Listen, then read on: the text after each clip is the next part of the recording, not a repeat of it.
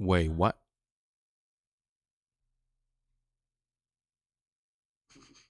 Bro, I forgot all about that kid, bro. How you remind me of him? Who? Bro, there's this kid in Yu-Gi-Oh! 5Ds. After you say goes to like the school and beats their teacher by teaching them the value that weak monsters are not bad cards. That just every card has a heart of his own. No, the you say thing, right? Mm-hmm. He has this cool duel where he summons Stardust Dragon against the teacher, and he plays a card to split it into 4 tutors. And the teacher gets upset. He's like, you say you're doing it all wrong. Use 4 weak monsters to make a Stardust Dragon. Not a Stardust Dragon, make 4 weak monsters. I'm like,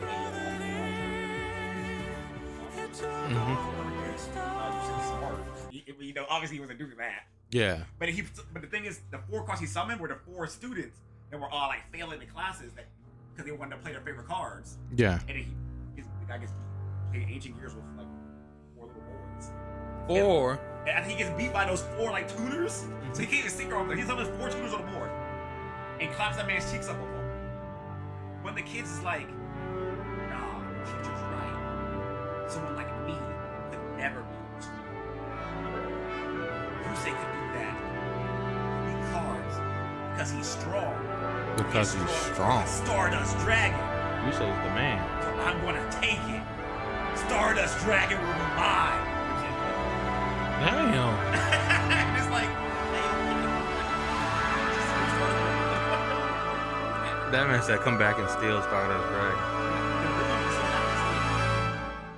bro, imagine that kid getting hyped up by the boss, stealing the Stardust Dragon, and then the boss goes and beats that child up, takes the Stardust, and then they attack Yusei. It would have been great, right? Yeah. It would have pulled him up for the guy from the past, set him up for actually doing something, and then the villain could take advantage of it. Because I was the villain. You'd help him. Oh, if you're the villain. Why wouldn't I? That sounds Saturday morning cartoon enough for me. Yeah, you're right. Little kid had Stardust Dragon now. Now you feel bad getting it back. No. The hero? Yeah. You'll feel bad getting it back. Little kid's convinced that I gave him that card. You don't know where it came from? That's yours, kid. Never let it go.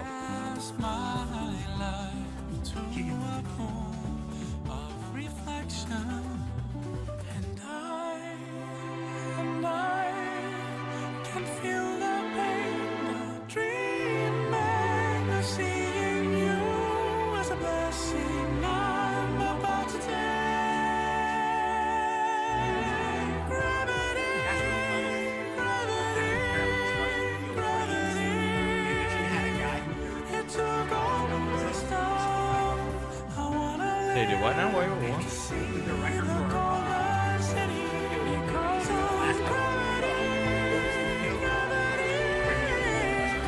Yeah. Apparently the guy who was there only hired an actor to like understaff and have a good at animating.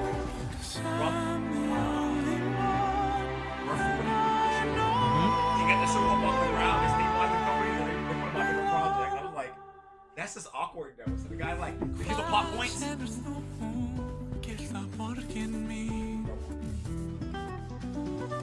Said, bring us back from death. Like you can't do that. That's how you get people to get problems.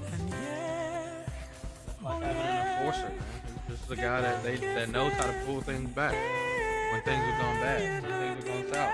Yo, bro, not only they removed him, they also took Kitamara out of the group as well. That's crazy. So Kitamara is the guy who does pretty much the head writing for the Yu-Gi-Oh series of all the old ones. Yeah. So he was pretty much the head writer and the director of the Yeah. So the head writer actually left the studio as well.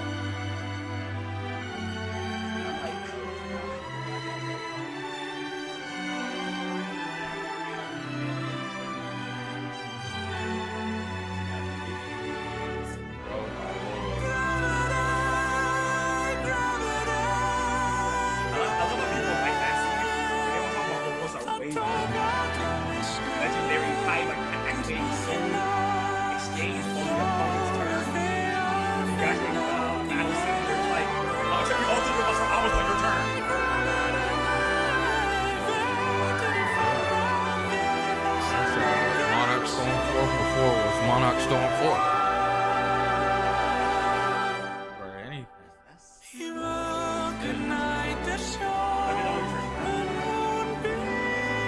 Monarch Storm 4. They released a car called Soul Crossing. Is Monarch Storm 4 back at 3? That's crazy. Did they erratic? What happened?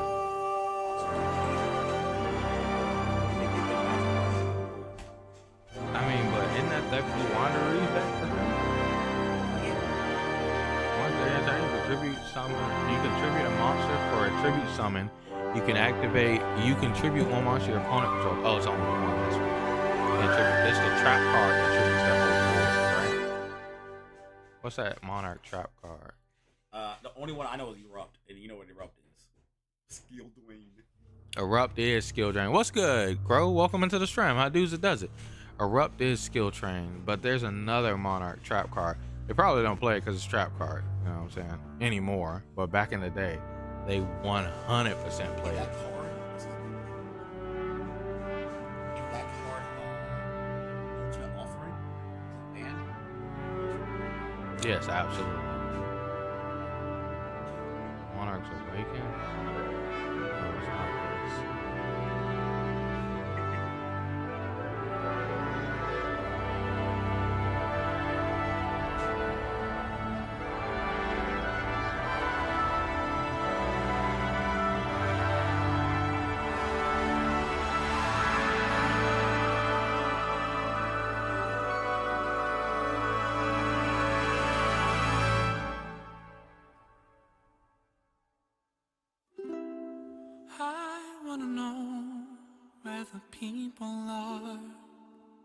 I'm looking. I might do this. My dreams to a world of deception, but I am something more, and we have a place for you that'll save us from everyone.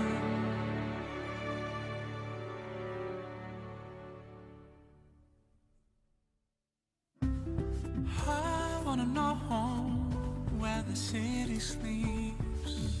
I cast my life to a pool of reflection, and I can feel the pain, the dreaming of seeing you as a blessing I'm about to take.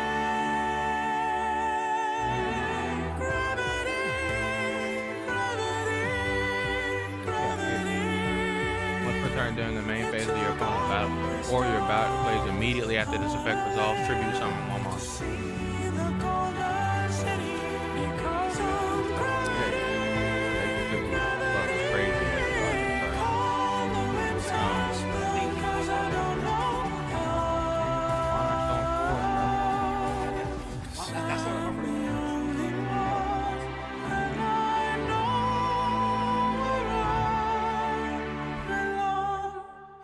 Thank you, Crow.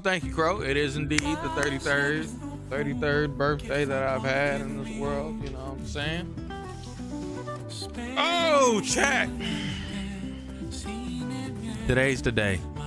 What we're going to be doing, chat, today is we're going to be talking about some Yu-Gi-Oh! And then we're going to play some crazy games with the friends. We're going to be playing a bunch of crazy things today. There's a game called Genshin Impact. It has a board game. We're going to play that for a bit. We're going to laugh at some things. We're going to be talking about some Yu-Gi-Oh! And we're gonna be trying to live from gravity. Hopefully the music is not doubling up. I don't think it should be. I don't think it should be picking up the music.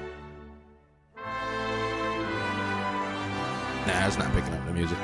And yeah, we're gonna be doing the damn thing, chat. We're gonna be doing the damn thing. So yeah, I want some water, chat. I need some water.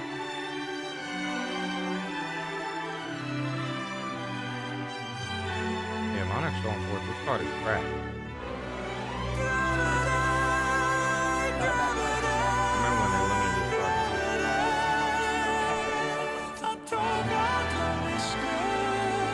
But it's up to you.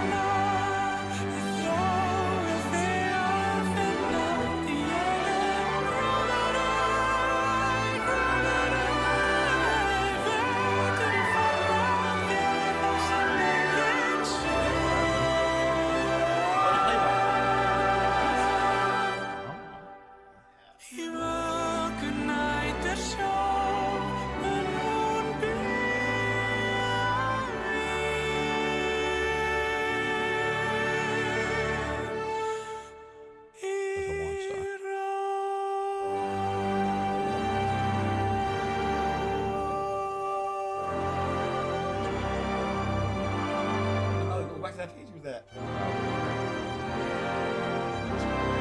All right.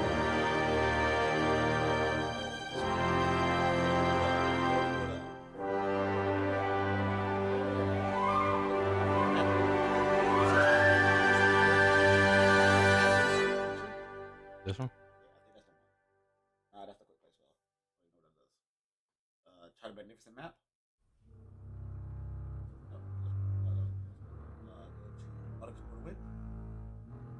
Oh wait, it's Dreamy Town. That man saw that name and had trauma flashbacks. Immediately after this effect resolve, normal summon on level 4 a lower winged beast monster. If you tribute summon a level 7 or higher monster while discarding your graveyard, you can banish this card, change out monsters your opponent controls that face in a defense position. You can only use this effect with this one.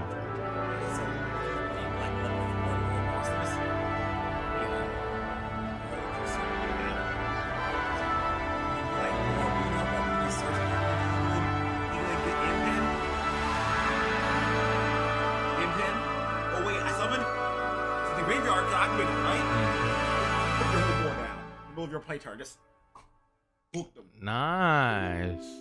And then Then they kill you the next time. Yeah, like also This card is a level 10. Hey, what's up, Rudy? How you doing? We're about to talk about some Yu-Gi-Oh in just a second, man. We're just jamming for a little bit, letting everybody collect in. It's overwhelming. I'll turn it down for you, bro.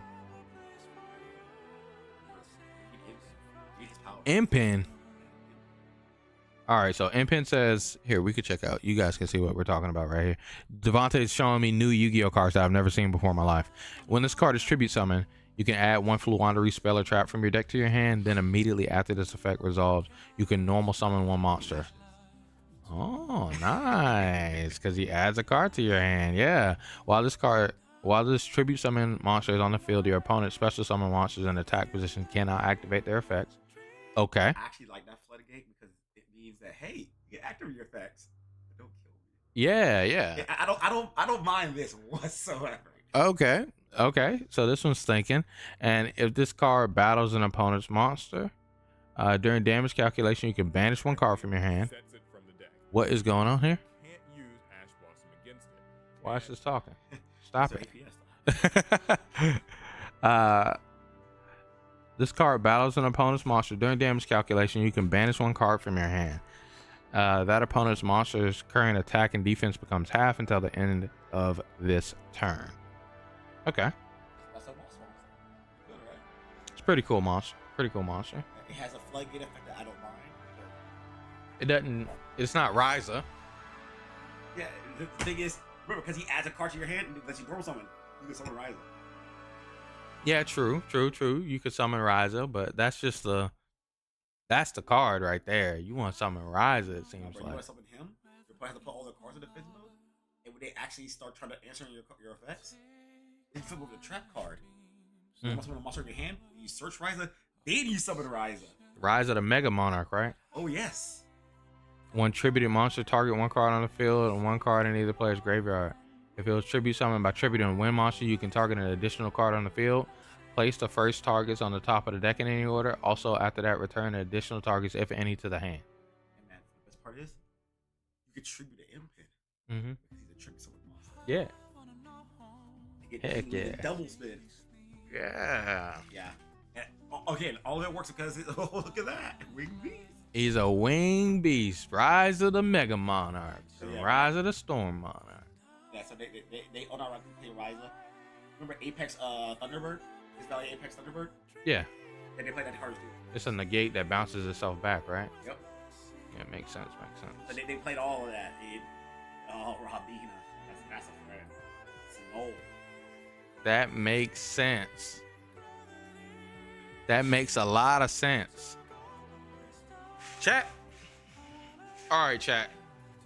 Topic today is apparently Yu-Gi-Oh cards are breaking the rules. Yu-Gi-Oh cards are breaking the rules, like in most card games, they break the rules. And so what we're going to be doing here, Team APS has a whole entire video that they talked about this with. It's a thing that's been going on for a long time. Funny enough, it's in all card games. All card games have cards that break the rules. But funny enough, this is a problem within Yu-Gi-Oh! That people are starting to express about. And I want to add my thoughts and opinions and Devontae's thoughts and opinions in on this piece that Team APS has done here on their APS Amplifier channel. And we're going to do that. And after we finish talking about that, we'll go over to probably Joel might be here by then. So we might be playing the Genshin Impact board game. If not, me and Devontae will be playing some multiplayer games together. Today's going to be a really chill, have a good time stream on the birthday, you know what I'm saying? So I'm gonna relax, have a good goddamn time, and do the damn thing. We'll probably be streaming for maybe about 3 hours or so, and after that I'm gonna cut off and I'm gonna hang out with the people here at the house because there are a lot of people here for my birthday. So I'm gonna chill and do my damn thing. But I had to come through to say hey to you guys and hang out with you guys for quite a bit and give you guys some good content for the Tuesday, you know what I'm saying? So I appreciate everybody for being here. You guys are absolutely awesome. Hit the like button if you haven't already, and subscribe to the channel if you're new. Great content is here. Let's begin. Let's start it. Team APS. Yu-Gi-Oh cards are breaking the rules. Let me pause the beautiful gravity from Made in Abyss. Made in Abyss is absolutely awesome. So here, let's do this damn thing. Let me get us started in chat. Locked in. Grab your drink, grab your snacks. It's time. Let me show you what time it is. Hey guys, Paul here. So This one today returning. I wanted to talk about a change in Yu-Gi-Oh card design over the last few years that I've noticed, and it kind of relates to power creep and the way that effects sort of work around game mechanics. I want to get people's opinions on this because I think it's sort of an interesting thing. So basically, it's not about like, oh, archetypes these days are just better or stronger or whatever. Sure, that's true, but it's more about how Yu-Gi-Oh card effects seem to be almost designed to cheat or skip around game mechanics Let's more do it, and chat. more. Let's start over. Hey guys, Let's go. Paul here. So today I wanted to talk about a change in Yu-Gi-Oh card design over the last few years. that I've Change in noticed, Yu-Gi-Oh card design. and it kind of relates to power creep and the way that effects sort of work around game mechanics. I want You know, a lot of people, I'm gonna let him talk, chat. You know, I'm gonna let him do his thing for a little bit, but I'm gonna interrupt a lot. You know, a lot of people in games in general talk about power creep, but especially within card games, they talk about power creep. But it's something that's just, if you really sit down and logically path it out and think about it, is extremely important. Unless you have like a rotation within your card game, then there's not really a need for a power creep. But essentially, the baseline cards, you have to incentivize people to buy the new cards.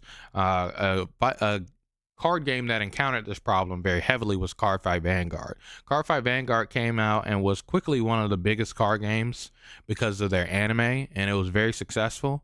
But around the 5th or 6th set, they noticed that people were playing the same exact deck. They did not change decks because there was no necessarily super huge power creep. So they did kind of power creep. They made the old cards relevant within their newer decks, and then they went on. And then they noticed around the 7th set, the 8th set, people were playing the same exact decks from the 5th set.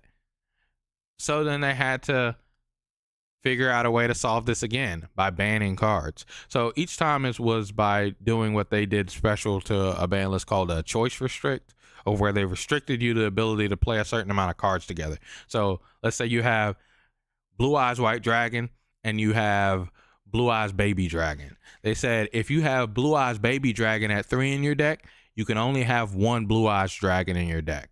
Or if you have 3 Blue Eyes Dragon in your deck, you can only have 1 Blue Eyes Baby in your deck. That's what it was, like a choice restriction that they did. A similar way to think, a simple way to think of a choice restriction. And so Cardfight Vanguard had to find a way to incentivize people to play newer cards. Now, eventually, they did, after this 7th set, this 8th set, it's not the exact numbers of what happened in Cardfight, but this is just to give you an idea. But like around the 7th set, 8th set, they are like, bump it. Like, we see why every card game, other card game does power creep with their cards, just makes their cards stronger each and every set. We're going to do it now. And they did it. And from there forward, cards were just better each and every set, and they made decks better each and every set with intent of not entire intent of preserving the previous cards, which some card games do. Do I think it's possible to preserve the cards from the start of the game? I think it's possible. I think it's very well possible. Do I think it's maintainable for the life of a card game? Nah, man. You're gonna have people literally playing the deck from the set 1, and good luck making money. But Hey, there's an easy way to do it. oh, go ahead. Let me turn this down real quick. Go ahead. So I think the easiest way to do it is like, you know how games, as they go on, releasing new mechanics, right? Yeah. So an easy way, for example, to do it, like let's take, say, the Stride era, and let's just pretend Stride wasn't the best thing ever. Okay. So you remember how they released Strides for older decks? Mm-hmm. But first they released, first they made the Strides and how they weren't good enough at first, because they were Yeah. all like on hit garbage. Yeah. But when they finally started making good Stride decks, all the good Strider cards started getting support, Mm-hmm. getting played. Then they released Legacy Strides for the older decks, which brought them a little bit closer up in the levels. Sure. And so you would see people play the older strategies again, but you'd see a whole lot of, the new decks as well. Sure. They've already taken the time to be established. Then when you go to like the next mechanic, Yeah. you give it to the newest decks first, Yeah. and then you trickle it out to the other decks to bring them up. Thus, get people to buy the new product. Yeah. They play the new decks, Yeah. but then they pick up the new mechanics and they can add them back to the old deck. So you can swap back to the old cards, but now you have reasons to keep rotating through the cards. Sure. So like you can do it, but you have to do it with a plan to make sure that there's always a reason to buy the new cards. You literally, sucks to sound like saying it, stagger new cards for the older decks.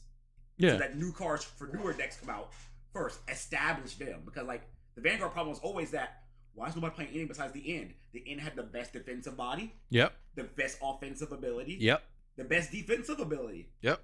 Add more cards in my hand, remove your cards from the field, attack you more times than you can attack me. Like, every other deck attacks 3 times, I attack 4 times. Yep. I blow up your cards. You have to play that card to get later.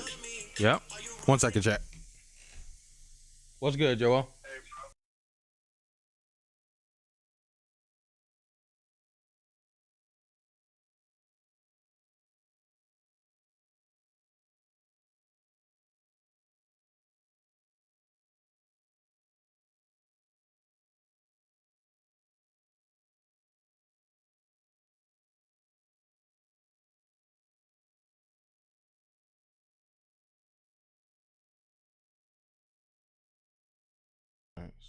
So yeah, chat. Just like Devontae said, yeah, Vanguard did move towards that strategy as well of pretty much making it to where they brought support for the older decks back, which makes sense. You stagger it makes perfect sense. You stagger the newer stuff, but essentially you start off with the premise of power creeping, because I mean, you just gotta incentivize people to buy the new stuff, because people are not gonna buy the new stuff if you don't incentivize them to. Yeah, they sure won't. They just will just play the old stuff, and they just won't care. And it's not their fault to solve the problem. It's not the consumer's fault, because you don't want to make new good stuff for your game. So I think a lot of people inside of Yu-Gi-Oh start this basis of where they talk about power creep, and they talk about it like it's a bad thing. And sure, I can see some bad sides to it, and sure, too much of anything is necessarily bad, I guess we could say. But at the end of the day, I don't see anything wrong necessarily that Yu-Gi-Oh makes their newer cards better cards, because I know people talk about it a lot, of where they talk about old Yu-Gi-Oh is not the same as new Yu-Gi-Oh, and new Yu-Gi-Oh is like you're playing solitaire. But when they talk about this, it's like hey, thanks for the subscription, Rudy. They talk about this like they're playing Yu-Gi-Oh from fucking Phantom of Chaos. Like, I don't like, sure, everybody, like, now that it's popularized and famous and people know about it, they'll play GOAT format of Yu-Gi-Oh, like back when Rudy used to play Yu-Gi-Oh probably, but we haven't played a Yu-Gi-Oh format like that since 2010. Like, there's no, like, they talk about a slower game, like the game's faster because there's 2 entire new mechanics in it, but it's not like necessarily that big of a difference when it comes to Yu-Gi-Oh from 2000 and what would it be? I guess we could say, to give it the generous, from 2013 to current Yu-Gi-Oh, the game is not much different. And I can say this as an experience of being a high level player from when the game was around that time, what I just mentioned, and then coming over to when the game is now, where Devontae and Brian will talk to me about these decks. They'll show me these cards and these things that they're doing, and it's like, oh, okay, I just need to learn the new mechanic. But essentially the game is at the same pace of what I would do, the same thought process of what I would do before. They've just clarified more things within the game. So I think we have this bad perception on power creep within games that it kind of doesn't even really need to be there. And I think people just use it as a point when it's okay for power creep to be there in a lot of cases. But let's keep going. Let's keep listening to this guy. What's good, Joel? Welcome in, bro. What's good? What's good? You trying to join us listening in on this? What y'all listening to? Listening to this guy talk about the changes. Yu-Gi-Oh cards are breaking the rules, things like that. Let's do this. I want to get people's opinions on this because I think it's sort of an interesting thing. So basically, it's Yeah, not about bro. like, oh, archetypes these days are just better or stronger or whatever. Sure, that's true, but it's more about how Yu-Gi-Oh card effects seem to be almost designed to cheat or skip around game mechanics more and more often, or perhaps skip counterplay things. So basically, let's just start with an example, right? Ash Blossom and Joy Spring is pretty much a staple in Yu-Gi-Oh right now Take 'em over there, because bro. it stops decks from searching or summoning from deck or sending from deck. Basically, it stops most decks' starter cards or really key crucial plays. That's been the case since it released. But something that I've noticed now is that a lot more decks are sort of circumventing Ash Blossom by placing the card onto the field, for instance. So you might take maybe Diabell Star, right? When it's special summoned, it lets you set one of your Snake Eyes spells and traps directly from your deck. It doesn't actually add it to your hand or send it to the grave or anything like that. It just directly sets it from the deck. And those, which for means those you that don't know, can't use Ash Blossom is a against it. card that says a lot of stuff, but this card has been a problem in Yu-Gi-Oh since their release. And honestly, I'm gonna be honest with you, I don't know why that they even made this card, but this is a there are times in Yu-Gi-Oh of where you can tell that they try to solve problems that they make. And this is something that I hate in card games in general. Okay, card games will release a card and they'll make a problem card. Everybody makes mistakes. It makes sense. You're making a game. You have your set. Whenever you're thinking about a set of cards, you're not thinking about every card being applied into your competitive game at all times. There are sometimes you're making a card and it's going to be a shitty card. It's not going to be useful, but it's there for the fans, for the collectors, the people that like the card. It's a common. It doesn't need to be necessarily played in every single deck, right? But they made this card Ash Blossom and Joy Spring. If you've ever played Yu-Gi-Oh, you can kind of understand how this card is literally just outrageous. It says when this effect is activated, it includes any of these effects. So it's got like 3 effects beneath it that it would include that you can activate this card in response to, essentially, right? So this card is a response card to your opponent doing these things. You can discard this card and negate the effect of that card. So if someone would add a card from their deck to their hand, you can discard this card and negate that effect. If someone would special summon a card from the deck, you can discard this card and negate that effect. If someone would send a card from their deck to the graveyard, you can discard this card from your hand and negate that effect. And you can only use this effect of Ash Blossom once per turn. So you can't Ash Blossom 5 cards in a turn or 3 cards in a turn in Yu-Gi-Oh. You can only Ash Blossom 1 card, but you can Ash Blossom if any 3 of these effects are going to happen. This card is outrageous. This is during the era of where Yu-Gi-Oh came to what we call hand traps. They call them essentially trap cards in Yu-Gi-Oh are the purple or the pink cards that we saw before that you set on the field, and then your opponent would play something and you're like, haha, you've triggered my trap card. Yeah, these were cards that were activating your hand as a trap card, which is absolutely insane, okay? So let him finish talking about Ash Blossom and his craziness. And this is Right something now. that it lets you set one of your Snake Eyes spells and traps directly from your deck. It doesn't actually add it to your hand or send it to the grave or anything like that. It just directly Yeah, so cards are sets it beginning from the to deck, which means circumvent that you Ash can't Blossom. So use they're just Ash letting Blossom you against it. set And this is from your something that deck. I really think is a little bit cool and a little bit troubling. It's cool because, yay, there's counterplay now to a really common, annoying kind of counterplay card in Ash Blossom. Well, now my deck doesn't have to worry about it because I'm just able to place this card face up on the field, and now this can't be ashed. And there's a lot of different archetypes that do this. Diabell Star is just probably the most notorious example right now. But yeah, so this is interesting to me because it's like, man, if that's the case, then what's like Ash Blossom for? And maybe there's better examples than just that one. So one of the ones that I think is, and this has been around for a while, this isn't like a super new development, but cards that send from field to grave rather than destroying cards. So destroying cards would be like Raigeki or, you know, Dark Hole, Smashing Ground, I don't know, just Mirror Force, cards that just destroy a monster on the field, right? But there are also a lot of cards, like let's take maybe Dengursu, for instance, that instead of destroying the card, it just sends the card to the graveyard. And, you know, for all intents and purposes, it's the same thing. But the reason why that we're having the whole like send the card thing is just to get around cards that can't be destroyed by card effects. So if a card says, oh, this can't be destroyed by card effects, well, it's fine. This didn't destroy it, it sent it to the ground. And I'm glad he brought this up. So this is like one of the perfect things that I was saying earlier. So essentially Yu-Gi-Oh has this thing of where they will print a problem, and instead of allowing the game to develop to play around the card or banning it outright, what they do is they begin to release a specific card that is able to counter it, and they see how that works, and then they begin to print that same effect text on other cards.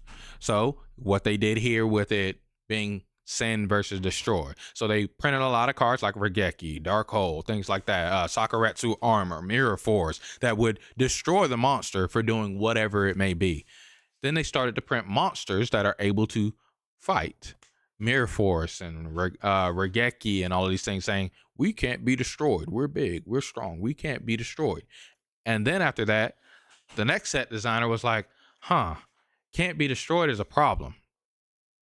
What if we just sent it?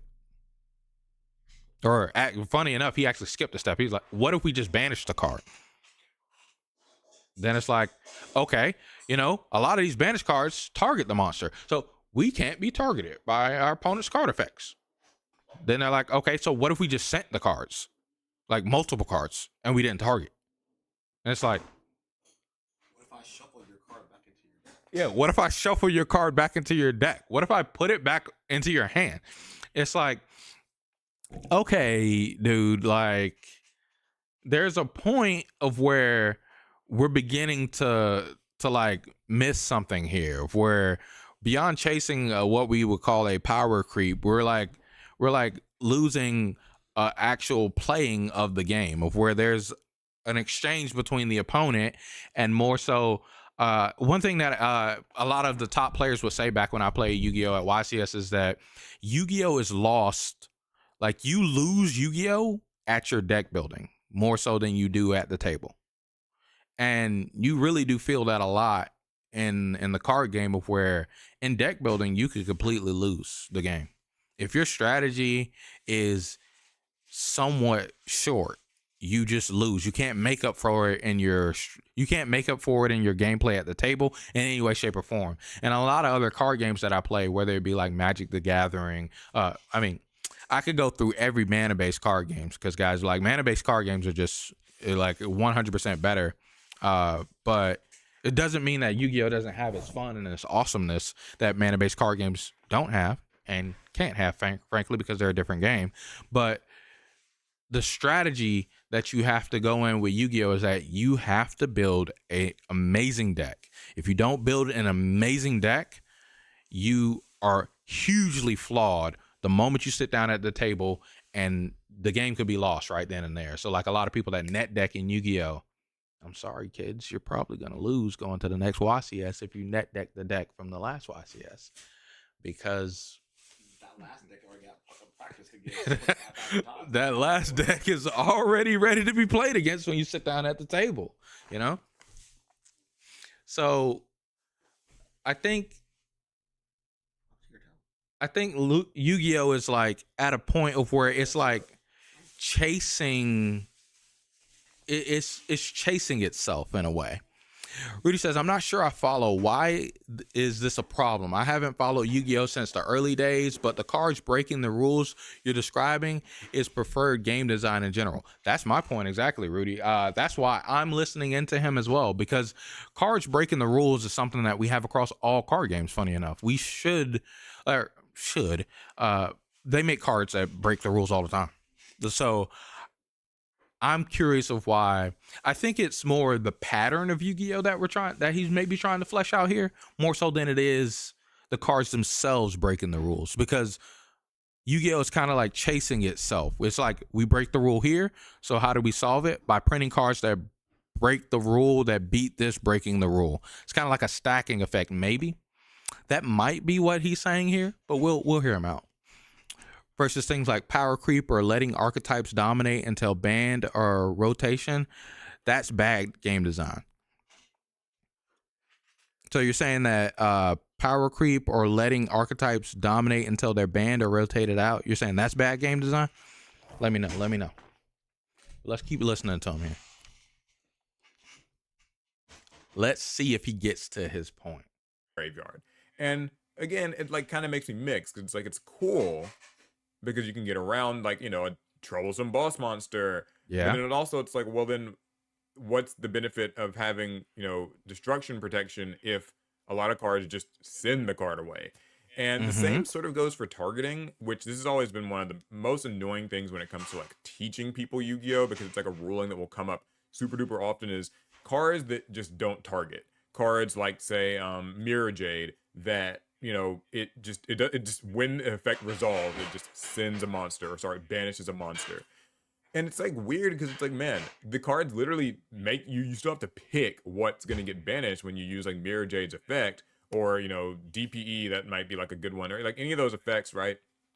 Yeah, non-target effects have and always just been sort a of little bit send strange. a thing to graveyard. It's odd. Like I'm not really sure what they. Well, actually, I'm not exactly sure what they're doing. The idea is that it gets around cards that say this card cannot be targeted.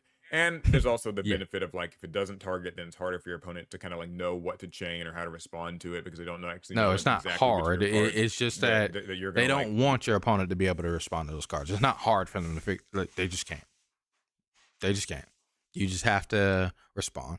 Rudy says, yeah, we've been at this collectible card game thing long enough that we know that the right way to patch them is to make new cards that fix the problem, rather than fixing cards, banning cards, or making new bombs. So make new cards that fix the problems rather than fixing cards. So like eradicating cards when you say that, banning cards, or making new bombs. Okay, so you're saying that it is better to make new cards that solve the issue versus patching, or so versus banning the cards outright, or eradicating the cards, or making. When you say making new bombs, I think you mean like make essentially a new strong card, a card that's just stronger than them. So if I heard you right, then I think how do I think about cards to fix? If we release a problem, how do we fix it? In general, I think I'm okay for bans. I'm all okay for bans. Just outright banning a card, I think I'm okay with it. Especially if it's a problem, because I'm open for devs to make mistakes. I don't think they can be perfect in their design, and especially in a lot of cases, because it's hard to tread that line between being a competitive player, a player that's trying to break your game, versus being someone who's trying to make the game. You get what I mean? But yeah, I don't like erratas. I don't think I've ever liked erratas. I'd rather a card stay banned than errata personally. Yeah, you like bans versus erratas as well? I'm not a fan of erratas. Do you guys have problems with ban cards? No. I think like if a card's an actual problem, releasing cards like to fix the problems doesn't really do much besides just kind of make a counter pick meta. Like for example, you seen that the Brandon situation where they have to get past Ash Blossom. Yeah. So you see cards like Cross Out Designator, Called by the Grave, but all this ends up doing is just making an arms race between which deck can fit in more cards they don't need, so you can play their one super ultimate powerful card that does everything. Yeah. And slices the cheese for you while you're at it. Yeah. And so, like, I don't like those type of cards that fix the problem. Yeah. Because half the times the problem you're trying to fix is fixing another problem. Yeah. That's how I kind of see it So, too. like, sometimes you just ban the problem if you're trying to get rid of it. Like, just remove it from the game rather than making an arms race of, well, this card would be really good in your deck, but you can't afford to play it because you don't have enough non-engine space. Guess you're just a bad deck now because you can't deal with the problem. Yeah, that's fair. What do you think about it, Joel? Repeat the question, my boy.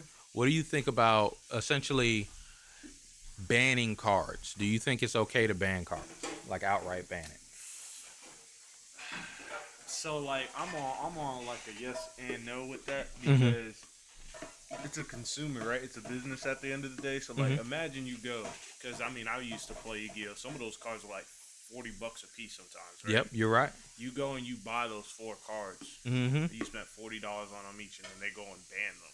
And then they're just That's $0. a problem too, right? Yeah, That's yeah. a problem too. You're right. You're right about that. And then, like, if you want to fix a problem printing another card, like you guys said, it's just going to create another problem if you print a card to deal with that card. So it's like, I understand what the company wants, but I also understand what the competitive player base wants. Dog, I wouldn't know what to do. You wouldn't know what to do? Yeah, like that's a lot. That's like you're it's like a double-edged sword. Yeah, you're right about that. You're fucked if you do, you're fucked if you don't. Yeah. Because you're essentially like kind of punching spitting in somebody's face if they go and buy those 4 cards, right?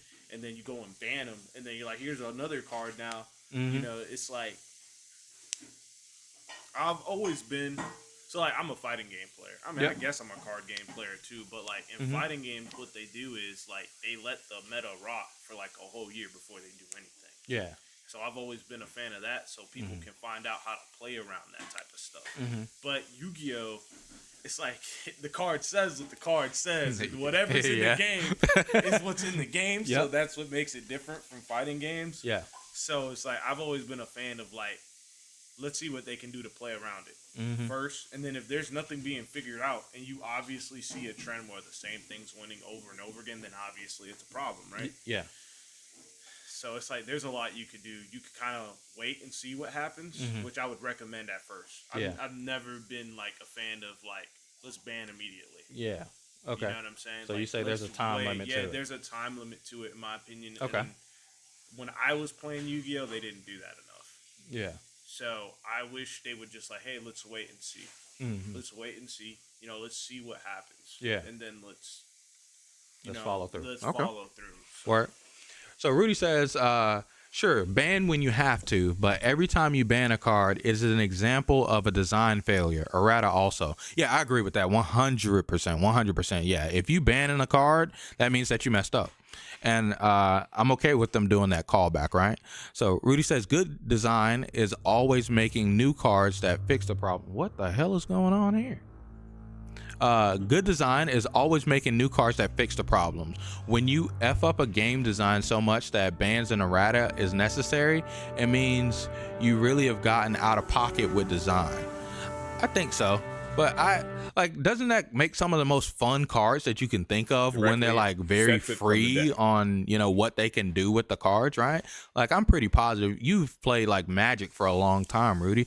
There are some fun cards, right? That probably are effed up in design, right? I'm pretty sure there are a couple of those out there. And so Rudy says the problem with bans and erratas means that you're attacking people who spent money on. Yeah, that's exactly what Joel is saying. So you guys are right up the same alley.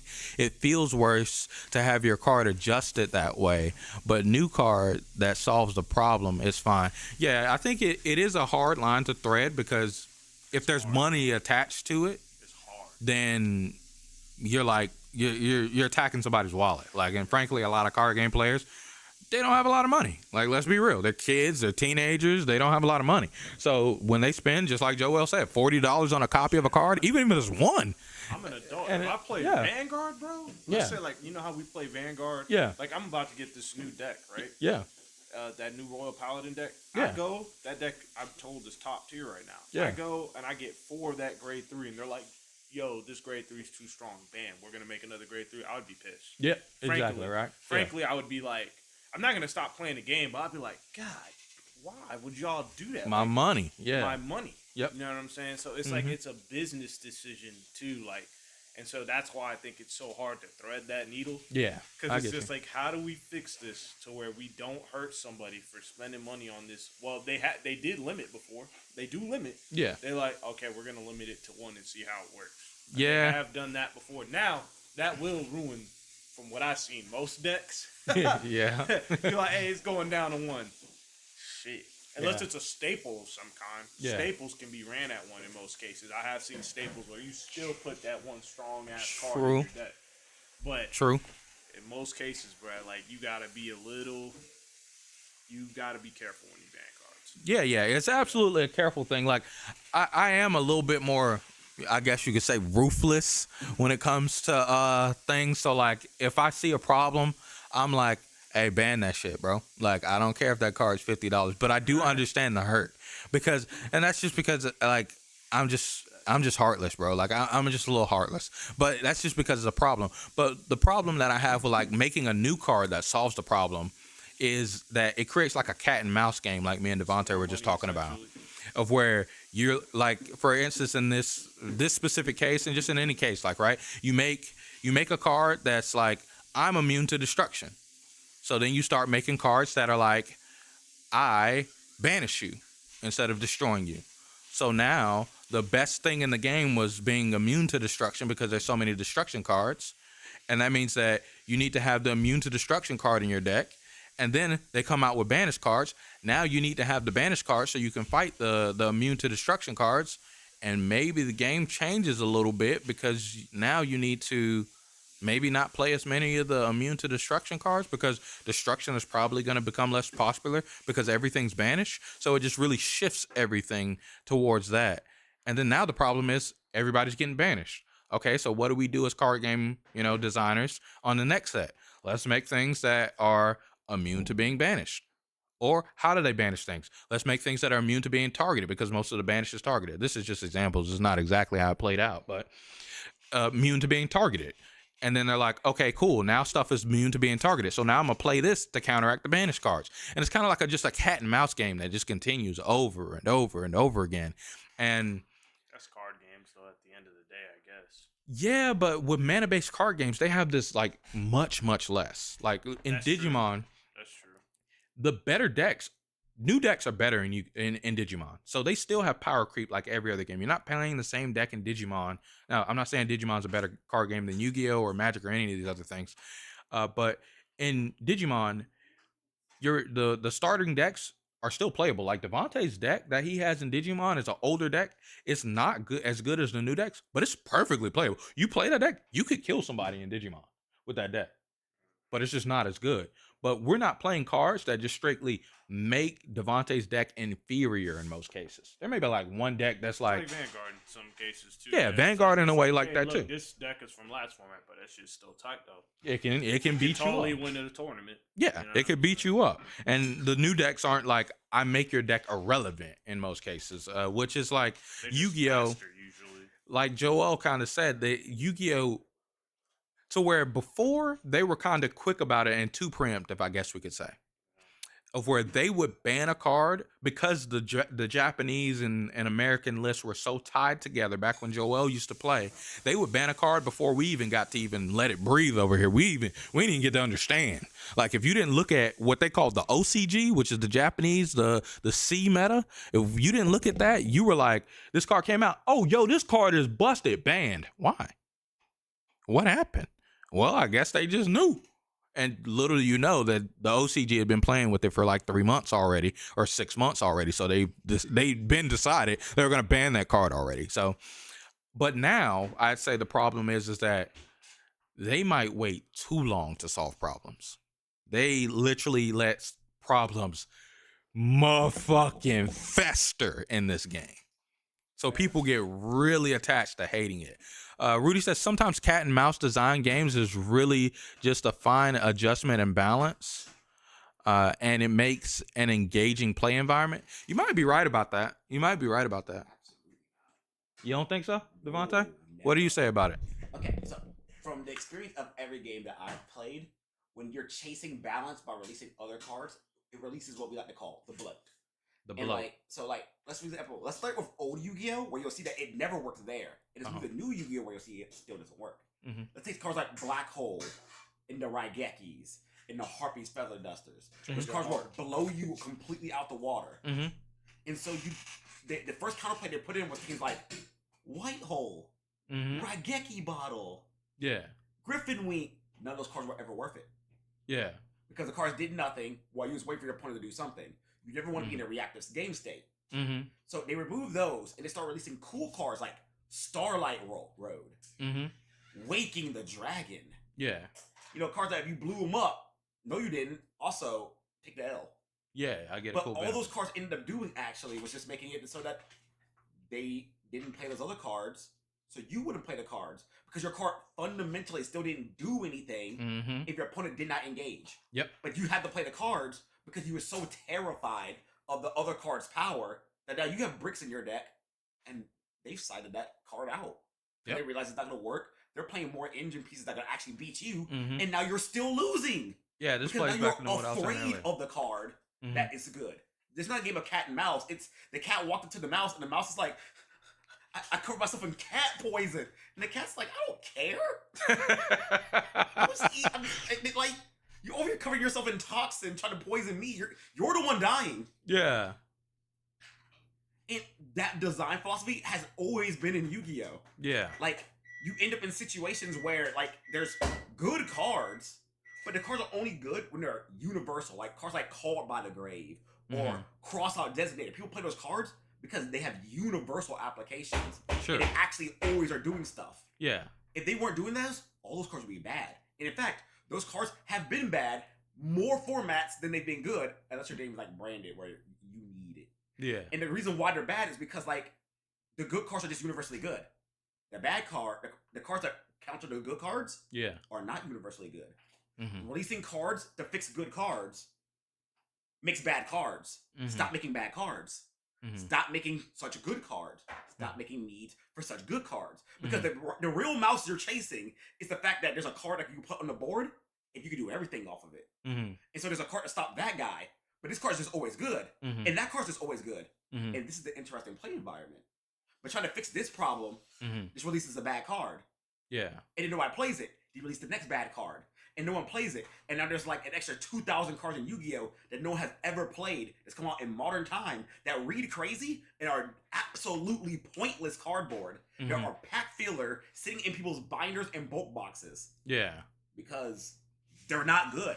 Yeah. Counter cards are not good cards. Make general application cards and people will build around their own problems. Mhm. They will try to fix it themselves. Mhm. When people are afraid of lightning storms or Raigeki nowadays, they summon an extra deck monster that'll block it for them. They'll Mhm. spend their resources to solve the problems they think they actually have to deal with. Yeah.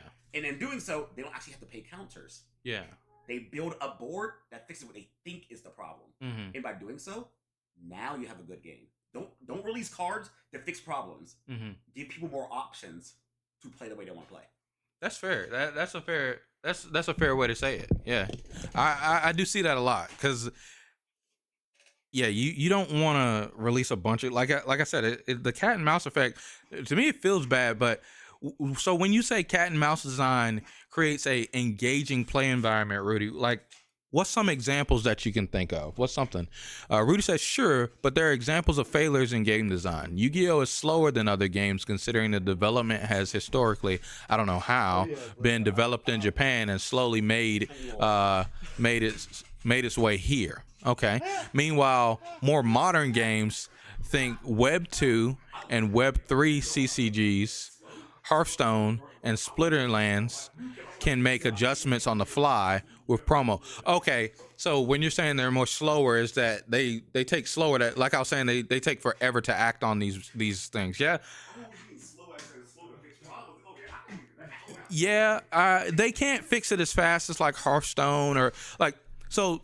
I think Hearthstone steps into another environment, or back to where we were talking about the solutions form of where we both agree erratas are terrible, and that's literally all Hearthstone is erratas.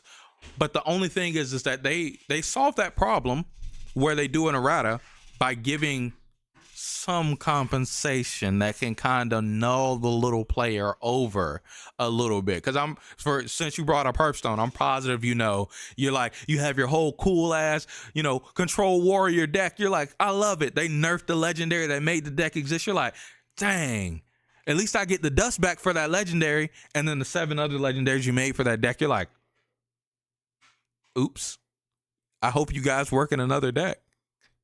But I get what you're saying there. Yeah. So Yu-Gi-Oh takes slower than other games because it's being developed in Japan and slowly making its way here. Sure, they've kind of separated that now to where they have the OCG and the TCG separately. But it's just like, so there are certain problems that are persisted a bit longer that they just try this make a card to solve situation, and then they sit there and watch. They're like, we'll watch how it plays, and then they watch how it plays for like 8 months, and then they're like, okay, we'll try to make another card. Let's watch how it plays for another 8 months, and it's like, come on, man, like, just kill the problem, ban it.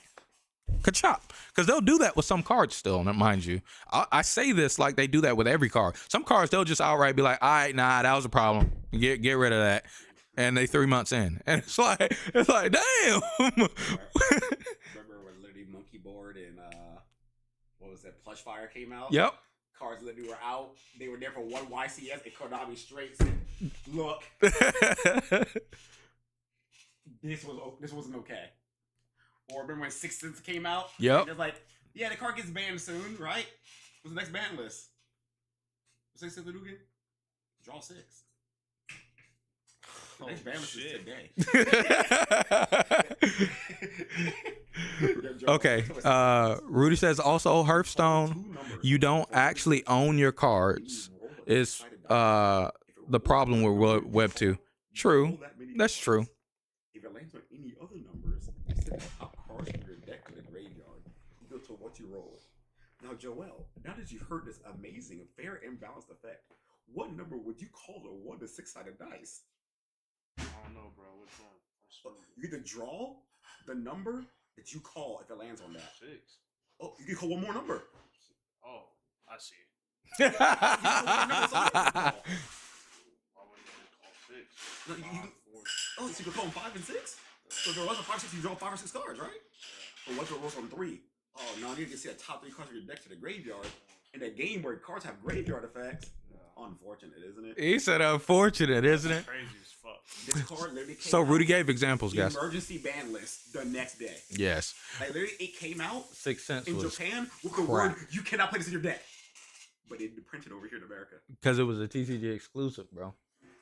So it came out, and immediately the very next tournament was just people going, 6 cents. Can I draw 5 or 6 cards? Dang, it landed on 4. Spiral Resort, Gear, Tough, Agent, Last Resort, Super Secret Agent. These are all Miss cards Girl. that activate in your graveyard. I know. Like literally, you would build 4 cards on top of your deck, and your whole deck activated, and you're just like, oh yeah, this. All right, This so is okay. Rudy This says is good design.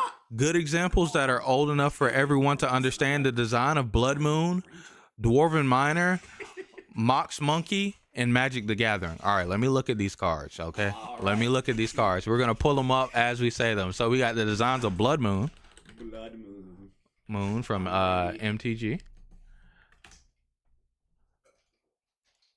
Ooh, 9th edition card. Yeah. So non-basic lands are mountains. Okay, so this is a 3-mana spell. You have to pay 1 fire for it. It's an enchantment. Non-basic lands are all mountains. So this includes the opponent too, right? I've never played this old ass card. I played Magic when it was like a format that you old heads would probbe hate. Special magic from him. That's rude. Yeah, right. That sounds like that's what we would like call a floodgate. oh, those fixed problems, all right. Those fixed problems, all right. Right. I'm sure he'll be happy to see cards like there could only be one. You right. Okay, so Dwarven Miner. It's like a real person, bro. Right, is a 1. He's a 2 cost, 1 red.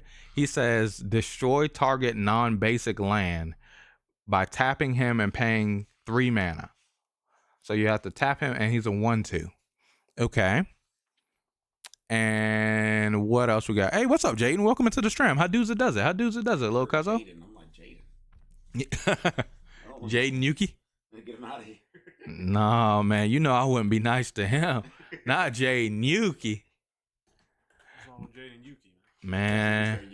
Yes, 100. That's who's that favorite? Who's his favorite Yu-Gi-Oh protagonist? Mine? Jaden Yuki. Oh no, I don't know who's his. Let's see. No.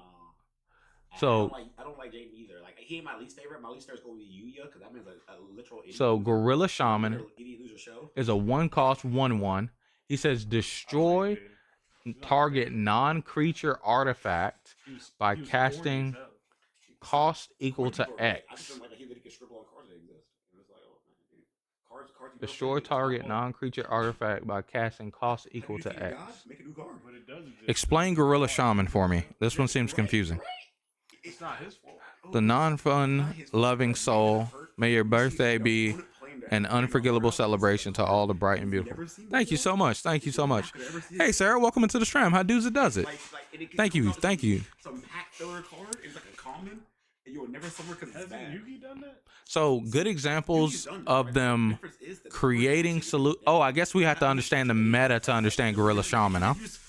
So this was a solution to a problem with non-creature artifacts casting or to destroy non-target artifacts. So this was a solution to artifact cards, if I understand this correctly. Gorilla Shaman just destroyed the most powerful cards in the game for free.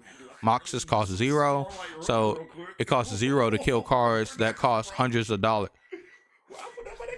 Oh, look, I'm gonna be 1050% honest with you, Rudy. If I played Magic the Gathering and this card existed, and I paid $100 for my Moxes, and you could play a card that probably costs cents. This looks like a common. It probably was like $5 back then for how powerful this card sounds. I would be pissed. I would probably take a break from Magic, and I'm not even gonna hold you. This card literally says destroy your $100 on a just call it. This is like Tribe Infecting Virus. I like Tribe Infecting Virus. That card just says kill that dude. And so these are his examples of solve the meta. So essentially the meta was playing non-magic or non-mountain cards. And then It's time for you to do the update right now because it's like be live till 10. destroy target non-basic land. 35 minutes from now. Destroy non-target basic land. Non-basic land. So a deck that plays special lands, you blow it up. And then this just kills the artifacts.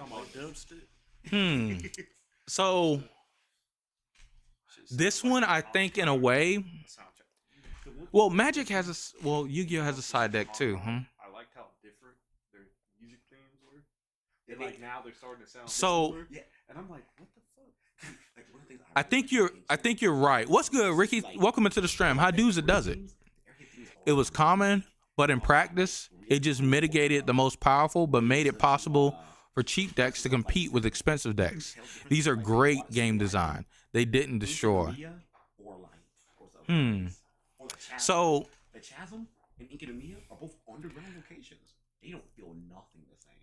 Their music ain't the same. They have completely different atmosphere. let me see, It is so cool. because I think what you're saying is correct. I would agree that these cards are good. I like the whale. I would agree that these cards existing It sounds like a are good.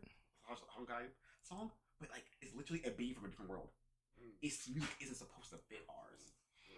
And also, Having it, I'm just like, I would agree that these cards are good to exist it starts orchestrating. because of the mana-based card design that I kind of talked about earlier. I mean, So for instance, this costs 1 fire, so you have to be playing fire in your deck. This costs 1 fire. You have to be playing fire in your deck.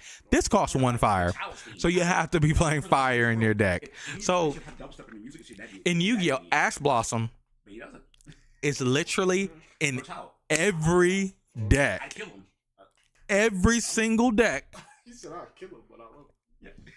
Every single deck is like your life or breath is. You're like, can I play?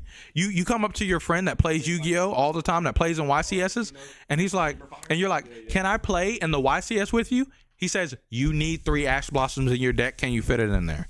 That's the question. That's the breaker limit with this card. So this card, I would say, is terrible game design because it solves the problem that you're talking about, but it does it to where everyone has to play this card or you cannot operate or function unless your deck just doesn't care about what this card stops whatsoever, which is rare. Like, for example, It's somewhat.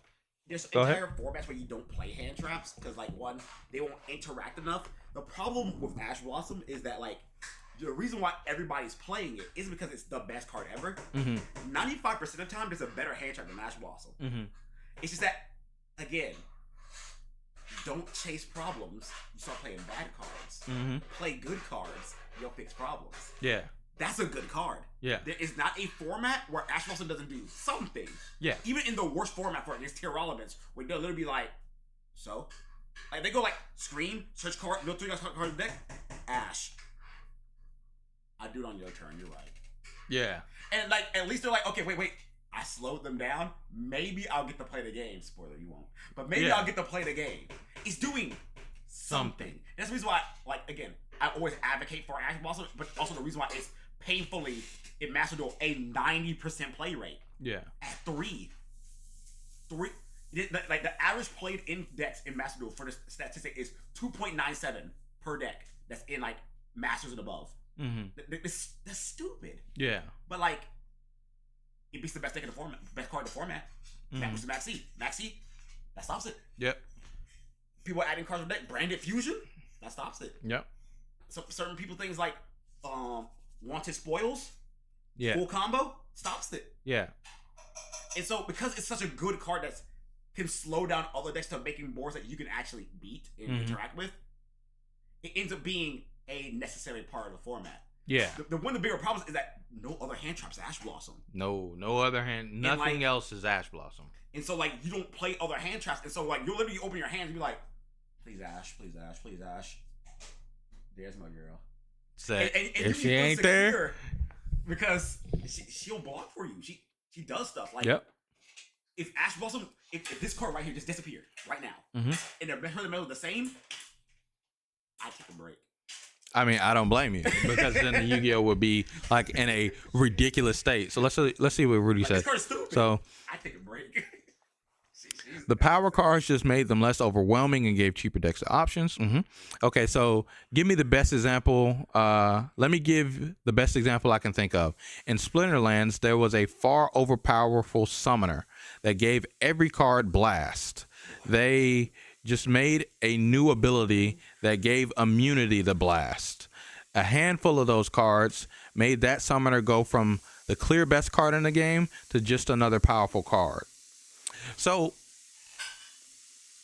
if they gave a powerful ability, there's this card, this summoner card that does blast, and then they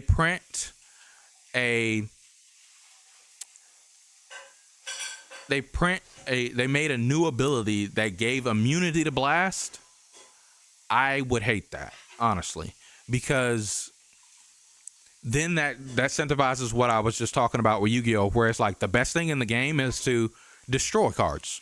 And so they make monsters that say, we're immune to destroy. And so the reason why I hate that cat and mouse game like that is because it's no solution. The destroy card is still there, but the reason why you solved it is because you printed something that would be, air quotes, stronger than it. But the moment the destroy card goes away, all of those cards that are immune to the destroy are useless. They're garbage. They're not useful for the rest of the game. So you just literally have like bunches of cardboard that are just absolutely not even productive to your actual whole entire game design, you know? So unfortunately, your Yu-Gi-Oh knowledge is absurdly outdated, so you have a tough time discussing the proper context with y'all. No problem. Hey, you're doing a great job with it. With the Magic comparisons, I can read the cards and try to understand them best I can and ask questions, you know? It's not like you're showing me that one card that's like, oh, cards with 1 durability now have flight. Video. We ain't finished the video. True. We're going to finish that. So would you prefer that they errata the ban? So would you prefer that they errata or ban the overpowered card rather than find a way to mitigate the problem? I think the idea in general should be, if you made something powerful like this example that we came up with, right? The powerful summoner card. If we have come to a point of where we're like, this is an overly powerful shaman summoner card, we should ban it. It should be removed from the game. And those, of course, give time for those people that have paid for the card at the early high-end price. Maybe they can enter, 3 major events, 3 Star City games. I don't know if Star City games is still around, but 3 Star City games. They get to enter 3 of those, But after that, it's gone, bro. It's gone. It's we good riddance. On to the new cards, you know. You got to play the new stuff. But to print in our game other cards that solve the issue just makes a cat and mouse game begin, of where they're forever chasing a problem solving with every design. And that's another thing too, of where card game design is going on before we really play tournaments. So it's a real difficult struggle to be reactive to what's going on in struggle or in tournaments and design the new set that's supposed to be coming out within, especially now, it's way faster than it used to be. Every like 3 months or so, they're coming out with a new set. So they're looking at tournaments saying, oh, we need to design our cards around the cards that are coming out within, you know, the 3 month period, but we got to make sure that we're, you know, counteracting some of the cards that already exist. And to be one set ahead is kind of difficult. I think with design, they need to be a bit further ahead. I'd say maybe about 3-4 tournaments or 3 to 4 sets ahead. And so it's either you have to wait a long time for the solution when it comes to the cat and mouse game, which is, I think, what Yu-Gi-Oh! Is suffering through, or you would just need to outright ban the cards. And I think erratas they never feel good. Erratas, I think, are just terrible. I think they're just terrible. That is a harsher penalty in Splinterlands, which is probably the closest CCG around. Oh, the costliest CCG around the world. Oh, really? The card in question, max level Jotun, was $1,000. Banning it would be a disaster. So that does become a hard thing to do. But why could you tell? Do you know, you used to deal with buying and selling cards? Why would you think that card that you're talking about is $1,000? Why would it be $1,000 now? Is it because of like them trying to maintain the value of the card, so it's never been banned or touched, and it's so important in the game that it costs that much? Or is it because it's a legacy card like Black Lotus or something? But they fixed it without making people feel like they had been stolen from. Like if it's, because this is something that again, it's where we were talking about earlier with bans, time does matter, right? So what is that card called? The card that you're talking about, the Shaman. Was that card $1,000 from release, or did it build up to $1,000 over months of time because people were like, "This is just the best card in the entire game"? And a little bit troubling. It's cool. I think that might be what may have happened. When I look at card games, I think that's mainly what happens. Whenever something is just definitive the best, like for instance in Yu-Gi-Oh! Right now, right? If we go to TCG Player, it's probably the most notorious example right now. But yeah, so this is interesting to me because it's like, man, if that's the case, then what's like Ash Blossom for? And both. The game was a Web3 game. It was an older card. It did dominate for a while. Jotun was $50 at release. Yeah, so I think it's something that, again, it's a time-based thing. You have to do it pretty quickly, and not quickly as in so. That's where it's like really hard, because you can't do it too quick. But you can't do it too late either. Like, let's take maybe Lorcana, bro. They got all the cards. So, like for instance, Yu-Gi-Oh! One of the best cards in Yu-Gi-Oh! Right now is this Bonfire card. It's the same thing. It's $69. The reason why for a while this card was $120. The card thing. It was like on average $120 for this card. Did they solve this card necessarily? No, this card is still needed at 3 in all decks. But if you look at the time frame, so this is back in February when it came out. It dropped down here. This is 4 months later. This is usually the time of where Yu-Gi-Oh! Comes out with a ban list. They did come out with that ban list. It did not touch this card. A lot of cards just, as you can see, it's creeping back up from being down at the lower end of 60s. Takes time for a card to go back up. Most annoying thing when it comes to teaching people Yu-Gi-Oh! Because it's like a rule and will come up super duper often is cards that just don't target. Cards like, say, so eventually max level Jotun was a few $1,000. Yeah. It just sends a monster. Max level Yoda and it's currently $450. Jesus, that card is so much money. That's $450. That's insane. But yeah, I think it's a time-based thing. Like if you let something sit and milk for quite some time, it will accrue a lot of value. And then banning it at all, or even errating it, period, you would have to, at that point, make a solution for it within your cards, which could also kind of feel bad, because it's just like they printed this card specifically to beat my piece of cardboard, right? Or as you said, Web3 game, so it's online, right? So that's the whole thing. Hey, what's up, man? Welcome into the stream. How dudes it does it? How dudes it does it?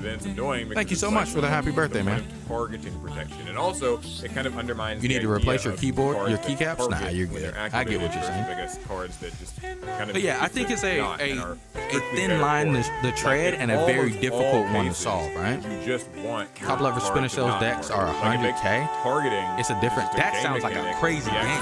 What is this Splinterlands game? You play this? This sounds like a game for you guys. You gamblers. But there are also cards where it's like you guys are gambling out here with this. What the heck is this? You know, collect and trade, targeted or something like that. It's just kind of like 100K. So that's a little bit of like a weird circumventing the I rules could never for the sake of a card being better. I also have some other notes. This looks like that. This reminds me of now the biggest one probably has mean? been to me like the progression from graveyard damn banish zone to banish face down, and even maybe you could argue there's more from there. So like for instance, back in the day, old cards would go to the graveyard and then you could like super easily access cards. That says 7 million bones, brother. Kind of special because one of the prizes was what, 7 million. It says blockchain technology. It's probably crypto. Obviously, over time, we have moved further and further. I don't play at the highest level. Rudy said, I don't play at the highest level. I can't afford it. Have effects in the grave, and you know, he said a deck is like 100K. Function as a second hand, like the deck we're talking about. In fact, I'd say most modern decks can totally access the grave if they need to, if it's like part of an archetype strategy. He said it. Hey, I believe him, brother. But when the bro, graveyard I became 100% believed him. you had to have another way. God dang, bro. So if a card's banished, he said, ain't no way. Bring it back to 100. Bro, he just said one card is 450. Gone. Being banished would suggest like, okay, you're not coming out that. Then, you know, time passes and we actually have a card that just the top end decks are that expensive. Hey, that's what you play for, right? You play for the top. What's that game that we used to play? For the sake of a lot of fusion effects, like take what is that? No, 100K. 100? Yeah, 100K. Rebellion, right? Like where it just fusion summons using cards that are on your field, your graveyard, or your bench. And it's just like, oh, okay, well, you know, I guess banish doesn't actually mean anything. Yeah. I think it's a tough cookie, but you definitely have to be quick on something like this. It's not there's a game that I used to play that was a Web3 game, I guess, as well. I forgot what it's called, but it was a long time ago. It was really fun. I can't even remember what it is. But nonetheless, you got to be really quick on it. You got to. Oh no, this is playing. You got to hop onto it. So let's continue to listen to the homeboy and see what he says. Right now, let's start in the middle of him talking about sending the card. And we'll listen for the rest of this because he's already talked about Ash Blossom and how crazy it is. We already know Ash Blossom is crazy. Devontae will be back with us in a second. Let's turn this on. Oh my God. I've been playing this music this whole entire time really loudly. I'm so sorry, chat. My computer did this thing of where it reset all of my tabs again. And it's like weird because and so all of this has been playing while I was talking for a second, and it probably sounded absolutely insane and crazy. But we're back. So let's keep listening to this, man. So like teaching people Yu-Gi-Oh, because it's like a ruling that will come up super duper often, is cards that just don't target. Cards like say Mirror Jade that, you know, it does when an effect resolves, it just sends a monster, or sorry, banishes a monster. And it's like weird because it's like, man, the cards literally make you still have to pick what's gonna get banished when you use like Mirror Jade's effect. Or, you know, DPE, that might be like a good one, or like any of those effects, right? That don't, not really sure what they, well, actually, I'm not exactly sure. Yeah, we were as a part of him talking about targeting. It's like, well, what's the point of targeting protection? And also, it kind of undermines the idea of cards that target when they're activated versus, I guess, cards that just kind of get to not and are strictly better for it. Like in almost all cases, you just want your card to not target. Like it makes targeting, which is just a game mechanic, be actually a weakness. Like I've seen new cards and like people will be like, wow, the fact that this doesn't target's really good. But there are also cards where it's like, this targets, which means like it can't be used against this common threat, this common threat, this common thing, you know, like Lady Labyrinth can't be targeted or something like that. And it's just kind of like, So that's a little bit of like a weird just circumventing the rules just for the sake of a card being better. I also have some other notes here. I'm just reading from them. Yeah. So, now the biggest one probably has been to me like the progression from graveyard to banish zone to banish face down. And even maybe you could argue there's more from there. So like, for instance, back in the day, old cards would go to the graveyard, and that generally meant you couldn't like super easily access cards anymore. There were things like Monster Reborn and Call the Haunted, and they were kind of special because they let you summon a monster. Hey, from thank the you so much for graveyard, coming which through, typically Rudy. You made wouldn't the be able to do conversation 'cause it's in absolutely the interesting. graveyard. I love your It's like opinion on it's things. dead, it's Come through more gone, often. right? We'll talk more about And things. Every obviously, time over we started a time, we have stream, moved I'm always further and talking about further some type away of from topic that you There are might be plenty able to of cards gauge that can into. recycle I know you're stuff from interested in grave. other There things are plenty that of monsters that have effects in the grave. and other things that are in the And, card you know, games. in I'll see a you lot next of time, buddy. people's estimation, the graveyard can function as a second hand depending on like the deck that we're talking about. In fact, I'd say most modern decks can totally access their grave when they need to. If it's like part of an archetype strategy, Konami will kind of program that in, right? But when the graveyard became so accessible, we had to have another way of really getting rid of cards, and that's sort of where banished comes in. So if a card's banished, it's like out of the graveyard. You can't bring it back with Monster Reborn or the Warrior Returning Alive or something. It's like banished. It's gone. Being banished should suggest like, okay, you're not coming back. And so situations like this, right, of where they have the graveyard can't be accessed, but they print cards that begin to touch the graveyard, so they print cards that send to banish. I think that sending cards to banish is okay if it's within an archetype and it's locked behind that archetype and that archetype only. But where Yu-Gi-Oh has the problem of where they just made it generic. Everybody started to be able to just reach and banish cards in a lot of ways. And then they had, you said what? Yeah, right. Exactly. And you know, what's that damn trap card? Dimension Shift, is it? Different Dimension Shift? It's a trap card. It's like no, not that one. DD, but that one is a problem, right? Macros Cosmos is a generic card that people could play, but it's like a trap card that had DD Warrior Lady on it doing a slash. Different Dimension Ground. Yes, that card was crazy. Like there was a period of where everybody was playing. You literally, because in general, you want your graveyard. You want yours. You just don't want your opponent to have theirs. So you literally just pay Different Dimension Ground because you would remove the graveyard when they needed it. This card says this turn, any monster sent to the graveyard is banished instead. So you're just like, do my cool combo, set, go. If they MST it, you're like, okay, cool. Well, you just know for the whole entire turn, your cards are going to get banished if you even try. Or they normal summon their monster and you're like, all right, respond. And they're like, exactly, right? You gotta make something up like Jaden Yuki because you're about to scoop up the card. Game 2. Just immediately upon someone flipping this card. Like stuff like this is where Yu-Gi-Oh is literally beginning to play this cat and mouse game of where it's chasing the problem versus addressing the thing that it sees the problem. And you can see where Yu-Gi-Oh itself doesn't like the things that it's doing. Look at the cards that they print in the next set. Because they're cards to solve the problems that they see in the meta. And they've been doing this for years, guys. They've been doing this for absolute years. And again, I'm not going to sit here and be all high and mighty on my horse and say that I don't like Yu-Gi-Oh. If I sat down and played a game competitively right now, it would be One Piece. But if I wanted to play a game to pursue it, to actually get credentials, it would be Yu-Gi-Oh! 100%. It's one of the most competitive card games. It is one of the ones that I understand the absolute most out of all of the card games that I understand. And it's fun. I like the cards. I remember them from when I was a kid. It's nostalgic to me. I would play Yu-Gi-Oh! And I would probably be playing whatever the best deck would be and doing the best deck things because like I said, Yu-Gi-Oh! Is lost at deck building. But that doesn't mean that I can't talk about that. The game does have problems. It does have a lot of problems. Seriously. Oh yeah, I believe you. I remember the Castillo format when I was playing A Ring Gamir. I remember I summoned against Brian. Did nothing else to end my turn. I actually just scared the card like, what is this? I was like, it's a 3-top point monster that said you can't manage me. I'm fixing the meta. And that man literally went to his coworker and was like, why aren't you playing this? And it was like, I didn't know it existed. And people started playing it. And it was like, randomly you're watching Source Soul players that is one place fight catch tier when most people could do it. Why? Because there's a card you can summon.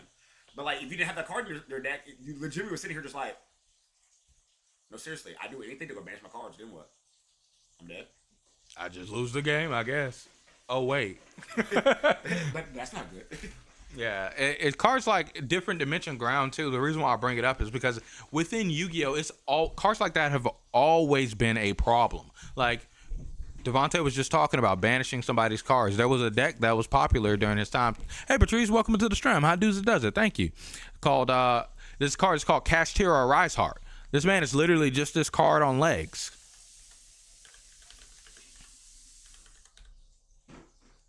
Is it a Rise Heart? Or is a Rise Heart that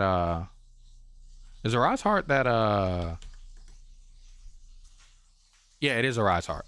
So a Rise Heart. This card is literally just different dimension ground, but on legs. And for everything. And he banishes it face down, doesn't he? No. So the cards that go to the It's just banished banished instead. He can banish them face down. Yeah, he himself can banish them. So he's just this on legs. But this card was released recently where I don't know much about Yu-Gi-Oh! But you might think, does that mean that this card didn't exist during your time, Jonathan? No. He was real. There was a card called Mass Hero Darklaw. This card literally says your opponent's graveyard is banished instead. And it was even meaner. It says your opponent's. My last YCS, guys, was a deck me playing to summon this card. Because I'm an asshole. Bless you. Bless you, bro. That man said, Because I'm an asshole. I summoned this card. I said, Rise Heart was always here. He just had a different name. Exactly. I literally summoned this card because I'm an asshole. And Is that card level 7? Dang, bro. nah. You too. Dude, if they could have brought back Mass Hero Darklaw, bless you, they would have. Best show batch, bro. But yeah, this card was here in multiple forms throughout Yu-Gi-Oh! But they've always had a problem with they built up the game to be we play around cards on the hand and the field and the graveyard. And then they started to print cards that are like, yeah, we banished those cards so you don't have access to those cards anymore. And then they started to see how swingy the game becomes, because I always think a card game should be like this. You build up your board, you play your turn, you build up your board, you have a nice board, and then after that, your opponent's turn is then being able to figure out, how can I break his board? How can I deal with the cards that he put on the board? I dealt with them, and then I'm able to put a couple cards on the board. Now they have to deal with my cards that I put on the board. If they can't, I put more cards on the board and make it harder for them. It's a tempo swing back and forth, back and forth. But this is not what we get in Yu-Gi-Oh! When we're going back and forth with cards like this, with cards like Goza Match, with cards like Rivalry of the Warlords, with cards like Summon. with cards like Summon Limit. Like, this is not what we get. We get the you can't do this because I said so. How do I get rid of it? Try to MST it. Wait, you mean that card that was limited to one at a time? Yes. It's limited to, it's not limited to 3. Or it's not limited anymore. So you could play 3 of it in multiple different forms. But what if you don't play any of these cards? Then you just got a brick in your hand. Oh, was that not what Devontae was talking about earlier? Oh my gosh. Yeah, like you already know how I feel. Like cards that counter other cards, don't do that. Yeah. Like just release good cards. Like Because the thing is, like, if there's enough good cards, cards will have good matchups with other cards and put it down in the meta. Like, for example, one of the things before we get the we had a pretty nice meta back when what was his name? Unchained was one of the best deck. It was Pearly, and everybody had to side deck against Pearly because Pearly has a very miserable matchup if you're not side deck for it. Okay. But like, you can stop Pearly from getting there. Yeah. But if Pearly got there, Pearly could literally grind you out with this boss monster by itself. And so every deck had to fight against it. Yeah. But Unchained was good at doing that. Mm-hmm. So Unchained would beat up the Pearly, and then Flu Wanderese came back into the meta because Flu did not care if you blew up their cards. Yeah. In fact, they banished their cards. They banished your cards. Yeah. And Unchained needed the graveyard to activate. Ah. And so Unchained was beating them up. But, I mean, Unchained was getting beat up by the birds. Yeah. Pearly did not give half a care about whatever the heck Flu Wanderese was doing. So it was like a triangle. So it was like, and the thing was, while that trial was happening, the other ones were still there. Labyrinth was still walking around doing stuff. Branded was still there. Yeah. Being branded. Yeah. That deck has not been hitting the TCG ever. Yeah. It's just been there. It's like, I'm here. I'm here. Yeah. And so, like, you see all this and you're like, wait a second. This is fine. I don't mind this. And then Snake Eyes popped up. And that's the best deck right now. So let's throw a Snake Eyes in it, yeah? Yeah, then Snake Eyes walked up and said, I kill all three of these idiots. Yeah. Okay, let's keep listening to this man. So he's talking about banished cards. Then, you know, time passes and we actually have a lot of cards that A, get effects when they're banished, B, can recover banished cards, and C, sometimes like grave, banished, and field are all the same thing for the sake of a lot of fusion effects. Like take what is the Albus? Jesus Christ, Libellion, right? Like where it just fusion summons using cards that are on your field, your graveyard, or your banish zone. And it's just like, oh, okay, well, you know, I guess banish doesn't actually mean anything. If I'm getting effects when the cards are banished and there's a like 1,000,001 ways to get the banished cards back, then I guess like banish doesn't actually mean it's really gone. Okay, fine. So now we make banished face down, which has so far been pretty effective. You can't really easily access banished face down cards, though as time goes on. But they would just make cards to where you can eventually say, hey, look at your banished face down cards. That's just probably what's going to happen, chat. We're slowly creeping our way there. Been trying to be really consistent. That face down banish card actually does mean please stop interacting with this. Yeah. Like there's two decks that do it. And they were like that with the banish zone at first too. One of them was Castira. Yeah. Castira can't touch a banished card. But only because, you know, Ori's Heart picks up any banished cards underneath himself. And technically because of Exceed material they flip back over. Yeah. But other than that, the Castira doesn't touch it. And there's Gizmex who can touch just their own and put it back in their deck because they banished their cards off the top of the deck. So, Banished Face Down has been here for like, goodness gracious, about a good old 7 years now. Yeah. And to be fair, they have literally been trying that.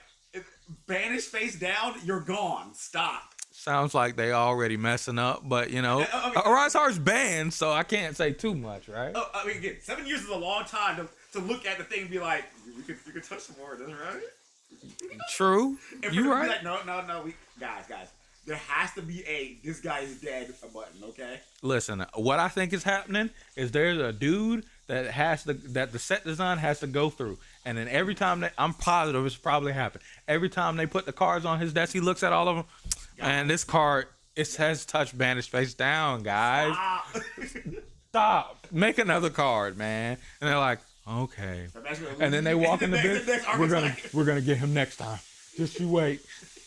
Soon it's gonna be a whole archetype, just like Devontae just said. And dude, like it's just funny because it's like before Banish was supposed to be your card is gone. Yes. And then they wanted to make, you know, DD Warrior Lady and Diagram for finish up the storyline where they came back. And they flipped up, they made Return from a different dimension. Boy, that card was cracked. And one, that card had to get banned. Yep. Two, never been the same. Bash went from your card is gone to oh no. Your card's around. Said I'm playing these cards. They put the banished face down. It's held strong for 7 years. Yeah, it's gonna break just one day. Just you wait. The whole archetype gonna be there, just like you just said. You know, all right, let's listen. Face down banished card, right? Like that's where I think of Kashtira Rise Heart, which is banned now, but will one day be back. And Cyframe Lord Omega. There are a few ways to interact with a face down banished card. There are even some instances where I think it's kind of cool, like how the Gizmek archetype can recover those face down banished cards, but they do have to fit still a certain like criteria. Now it actually feels like though we've even managed to, I don't want to say power creep that, but like we have found out that putting monsters like in the spell and trap zone, which is like what the Snake Eye deck's kind of trying to do with like Flamberg and stuff, you can force monsters into the back row, and that's actually the best way of removing cards because it completely deprives your opponent of access to those cards in almost every situation. It's sometimes easier to get back a face down banished card than it is to get back a card that like Flamberg put in your back row, like a monster. And so it's just sort of like, There's a card that I sometimes I think it's back row. cool because there is a lot more depth that these things introduce. There's there a are card more that ways puts to cards into your outcard. spell and trap monsters into your Snake spell. Eyes. Snake Eyes has 2 whole mechanics, and one of them is that they'll literally petrify your monsters because the Snake Eyes. Yeah. And they do it by turning your monster and just pushing it back in the spell trap card zone, and it just gets stuck there because most people can't get out of there. So they look at you, the red eye, you turn to stone, you're stuck. You're stuck. The funny part is, you can blow up your own spell and trap I cards. saw that shit's fucking with my eyes. Oh, okay, bro. Word. But yeah, you can blow up your own spell and trap cards, and then you can bring them back still. Yeah. So it's kind of funny. It's like how to revive him. Just die, bro. But like, yeah, they'll actually push your card to the spell trap card zone, and then like the Flamberg's Dragon can turn a card to a spell trap, and then be like, "It's mine now." So yeah, that deck is hilarious. The cool part is, Yeah. while the whole deck does it, the spell card that does it Yeah. is just generic. It's literally called the Origins Sinful Foil, the Snake Eye, and you can just play it down and just target somebody's monster. It says that's a spell trap card now. It's a new type of removal. You point at a card, he's done. He's gone. He's a spell As card long now. as it can be targeted, that man is a spell trap card now. Yeah, That's crazy. It's so funny because there are people who have literally played the cards like, can't be destroyed, can't be destroyed. Can't be banished, nope. I cannot be removed from the field by my opponent's card effects. Removed from the field? That's a very interesting wording you got there. Yeah. Mirror Jade. Yo, you just put him back there. He's not real. That is messed up, boy. That's crazy. And the funny part is, if you blow him up, he'll still blow up your board. Yeah. Because he got sent to the graveyard and now he's a monster again. He's like, kill everything. Yeah. But that's not the point. Because you're not gonna blow him up. You just What's up? we had 8 all like 2 something. You need food? Okay. Yeah, like you can All right, bro. You can literally like look at the Mirror Jade, put him in the back row. If you blow him up, he still does Mirror Jade things. Yeah. Because he gets sent to the graveyard by a opponent's card thing. He didn't say he did the monster, he did it. Yeah. But I'm not blowing him up. I ain't gonna blow that boy. He's in your spell and trap zone now. It's actually one of my favorite removal cards because what? If you play Deal Bellstar, you can search the card. It's a simple spoil. Oh god, So, that's like, crazy. So you, like, literally search and be like, that guy? That guy's a spell card now. That's crazy. Dude, it's so funny. All right, let's listen. Come on, John. You gotta say that's kind of funny. That is If funny. something can't be targeted, Hilarious. then I'd be there's playing effects that don't deck, so target. I wouldn't If have no something problem. can't be, destroyed by card effects. Well, Yeah, there's you effects play that that sin. one, actually, Would I prefer if it was maybe like, Exactly. oh, if it can't be destroyed, then you can like banish it or bounce it. Things that have been in the game a get lot the hell longer, up out of back row, there. like a monster. And so it's just sort of like, I sometimes I think it's cool because there is a lot more depth that these things introduce. There are I more hate to ways be to looked at count by that cards. one. If something can't be targeted, then there's effects that don't target. If something can't be destroyed by card effects, well, there's effects that send. Would I prefer if it was maybe like, oh, if it can't be destroyed, then you could like banish it or bounce it, things that have been in the game a lot longer? Sure. But maybe that's just me being like, stuck in the past. Like, these are cool things. They're new mechanics that sort of let you interact with your opponent in different ways and deal with boards in different ways. So why am I complaining so much, right? And that is true. Like, I think that there are decks that I play where I love the fact that I have like non-targeting removal. That's just a right? card, Or the fact guys. that I can kind of get rid of cards in a way that is not exactly easy for That's my opponents crazy. to respond to. But sometimes it's like, man, it sort of undermines That bit of is the a cool rules, idea. particularly when it's around cards that are, you can just tell that they did this so that the card would be better. Oh, Or even 100%. there's one other thing that happens a lot That's too. Is like, 100%. with cards that need to be discarded to get their effects versus like send. Yeah. Spell traps, they can just remove one to play spell card now. So don't even talk about the spell card. Just your monster is gonna be great. Just And you can get rid of them. Yeah, that'd be fair. only if it's filled with just monsters from the back row. Yeah. Put like that. They don't have space. Yeah, yeah. Yeah, so if you don't have space, you can remove one to play a spell card. Yeah. Just imagine that being just a ruling in the game. That's the petrify mechanic now. That would be fun. That would be a bit fun, yes. It would suck for the person getting their monsters all petrified. Nobody wants to. I think you'd rather this than Raigeki. Can you get them back in any way? You better get blown up yourself.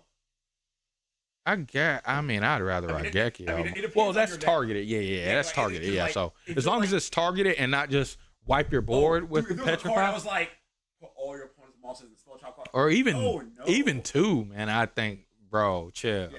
Like literally, this card does it. The Snake Eyes Dragon does it. The Fill Spell does it to their own monster, and they have a trap card that if you have 2 or higher levels worth of Snake Eyes monsters, you can do as a quick effect. You might notice that this is a normal spell, Yeah, and the dragon, he can bring back a monster as a quick effect, but he Yeah. does it ignition effect. okay. So the only thing that can do a quick effect is the trap card. Okay, makes sense. People do not just become spell trap cards. Like Yeah, that's good. That's So good. it's not like something that just happens. Like if that was like a Raigeki, just like you're not all spells. That would be obnoxious. Yes, dude, that would be crazy, dude. Because like again, like people need their cards in the graveyard. That's the reason why it's such an interestingly powerful card. Because like, Yeah, because it sticks them on the board, and you're like, you're not dead. you're not dead, but you're not here anymore. You're Yeah. not bothering me. All right, so now he says this is why he's complaining. Let's hear him out. I'm ready. And that is true. Like, I think that there are decks that I play where I love the fact that I have like non-targeting removal, right? Or the fact that I can kind of get rid of cards in a way that is not exactly easy for my opponent to respond to. But sometimes it's like, man, it sort of undermines a bit of the rules, particularly when it's around cards that are, you can just tell that they did this so that the card would be better. There's one other thing that happens a lot too, is like with cards that need to be discarded to get their effects versus like send a card from hand to grave. So if a card's like sent from hand to grave, then it's not discarded, which means it won't get an effect if it needed to get an effect from being discarded. It's like, it's really weird, and it can kind of feel pedantic. It's one of those things that, like I was saying before, kind of makes teaching a little bit complicated, because it's like, oh, no, it doesn't target, you just pick the card, right? It doesn't destroy it, it just got sent to grave, so it doesn't get the effect they would get when it's destroyed. Get it? And I know, all of us that have played Yu-Gi-Oh! For a million years, this is... What just happened? Why does it keep happening? Snake-eyed. He's been snake-eyed. It's just spelled out. Everything's correctly been snake-eyed. sets it from the deck, which means that you can't use We're going back, chat. We're going back. discarded, which means it won't get an effect if it needed. This is nothing new. We get it. We know. We kind of know the difference. It just doesn't seem like a huge deal. But I do sometimes think that this is some of the stuff that can make Yu-Gi-Oh! Feel a little bit bloated and a little bit, overcomplicated, and also does sort of function to let Konami power creep things in a sort of a sneakier way a little bit, right? Like, that's part of why Kashtira Fenrir is a little bit better than Dino Wrestler Pankratops, is because it banishes a threat face down, right? Instead of just destroying it. And so at least it still targets, thank goodness. But like, yeah, I don't know. It's kind of crazy. There's other elements of power creep and stuff at play at Yu-Gi-Oh! But this is one of the ones that I kind of wanted to highlight, because I feel like it's sort of a subversion of game mechanics in favor of just letting you play around things. So is it a good thing? Is it a bad thing? That's actually what I want you guys to let me know, because I'm sort of mixed on it. I think it would be easy for me to sit up here and say, oh great, just one more bad thing about Yu-Gi-Oh! But like, I play decks that do these exact same things. I play Echo Sisters, they have Magnifica, she does not target with her banishing effect. I play Vanquish Soul, they don't target with like Caesar Valius, or when I'm using Rosin's effect to like destroy everything in the column. And that's really helpful, like, right? Like, that adds depth. So I don't want to see this as like an objectively bad thing, but I do want to hear people's opinions on it, and So maybe how I much guess further you guys think it can go. I think to Fairman summarize. This is a great video, by the way, guys. Like this video, subscribe to his channel. It's cool stuff if you like Yu-Gi-Oh stuff. But I guess this is the way to say he is thinking about like the cat and mouse situation of Yu-Gi-Oh that we talked about. Cat and mouse. Yu-Gi-Oh has a cat and mouse problem, I believe wholeheartedly, and it is literally making things to chase instead of solving the direct problem. Closing thoughts I would have on it, because again, we talked very in depth with it with Rudy, essentially, is I think instead of making these cat and mouse things, even within the sneaky way, because I guess I can kind of agree they kind of make it, I don't really see it that way, so sneaky, but I guess they just, like, because this is kind of snuck into the way cards work versus being a direct card that is made, air quotes.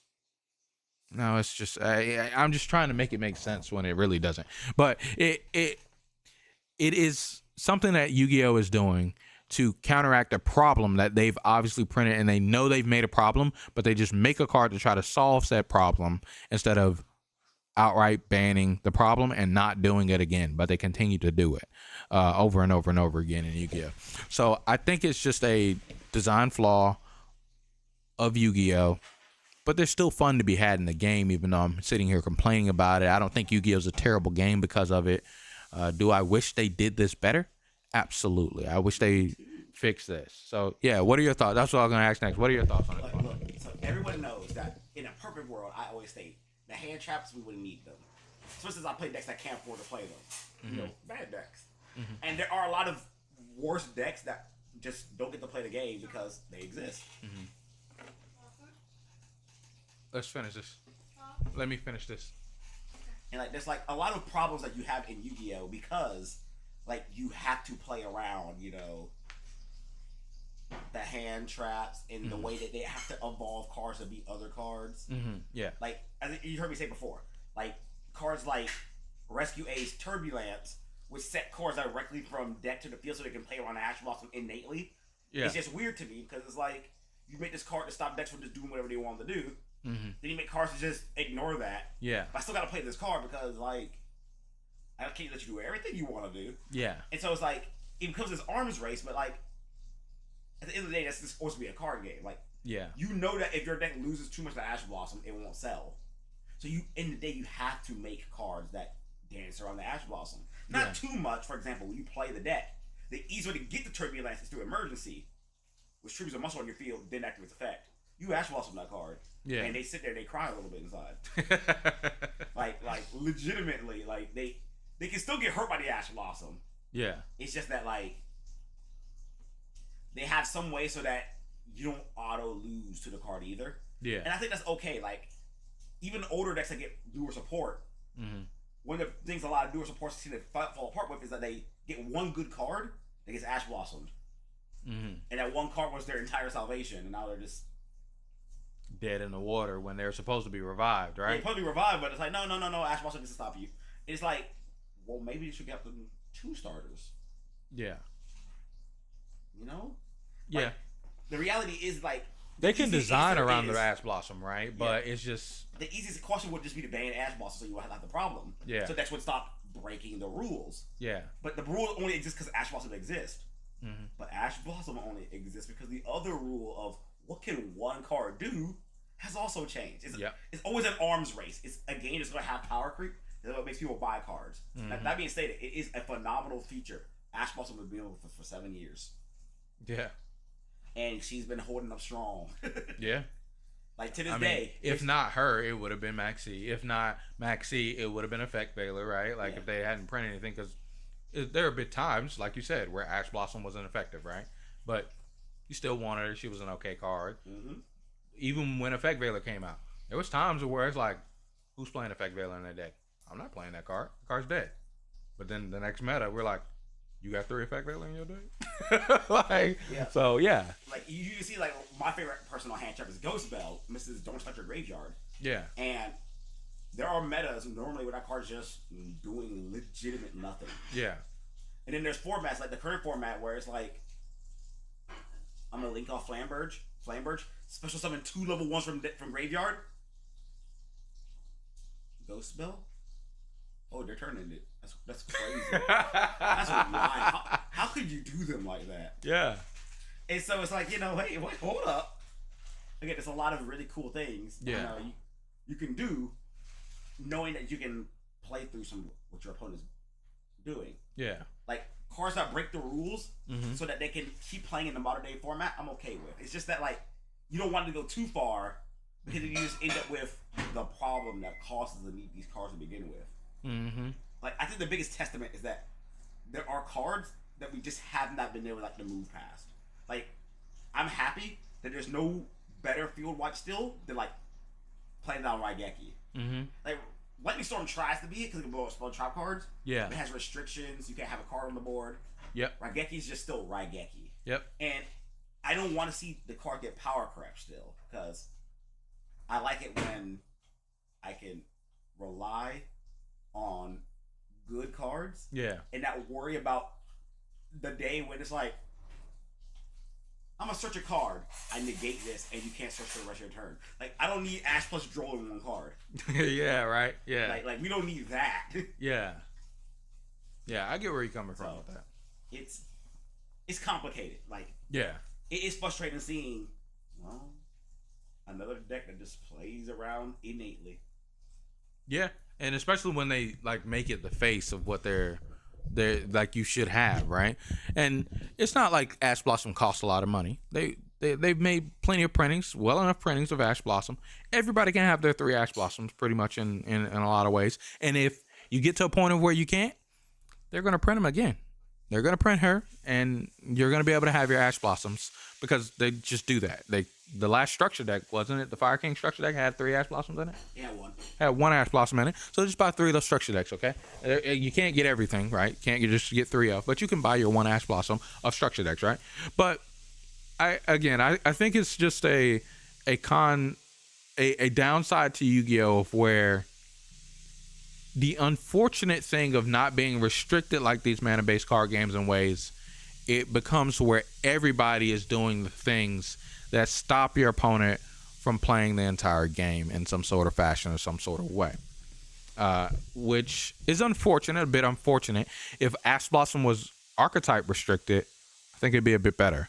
But then you can still run into a little bit of problems like Herald of Orange Light, and that also was a problem. That's pretty much a restricted effect negate, chat. You have to discard a fairy with Herald of Orange Light in order to use his ability, which means it was only played in a few decks. But that card was also a problem. So it's a difficult thing, but it's just Yu-Gi-Oh! Being at that point of a cat and mouse game, though.